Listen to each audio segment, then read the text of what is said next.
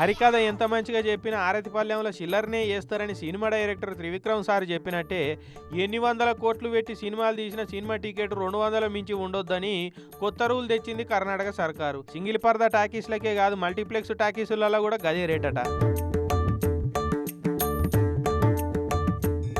ఎంత తోపు సినిమా అయినా సరే, ప్యాన్ ఇండియా సినిమా అయినా హాలీవుడ్ సినిమా అయినా ఏ సినిమాకైనా ఒక్కటే రేట్ అని ఫిక్స్ చేసిండు సీఎం సిద్ధరామయ్య సారు.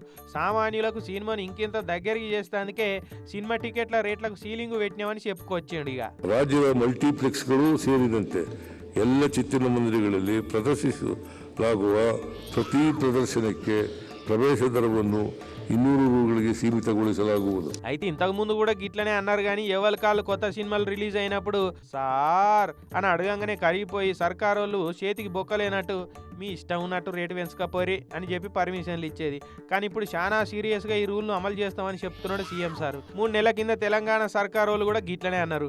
ఇప్పటి సంది అసలు తెలంగాణలో టికెట్ రేట్లు పెంపన్నదే ఉండదన్నారు. వారం తిరగక ముందే ఆ మాటలను ఒట్టు తీసి గట్టు మీద పెట్టినట్టు మీ ఇష్టం ఉన్నట్టు టికెట్ రేట్లు పెంచకపోరి అని చెప్పి పర్మిషన్లు ఇచ్చారు. మరి ఈ కర్ణాటక సర్కారు వాళ్ళ రూల్ కూడా తెలంగాణ సర్కార్ రూల్ లెక్కనే 3 రోజుల ముచ్చట అవుతుందా లేదా అన్నది చూడాలి. కానీ సినిమాలు సర్కారు వాళ్ళని కాంతలేరు, వాళ్ళను తొవ్వలకు తెచ్చుకునే తందుకే ఇట్లా చేసిరని అక్కడి ప్రతిపక్షం వాళ్ళు అయితే తిట్టిపోస్తున్నారు.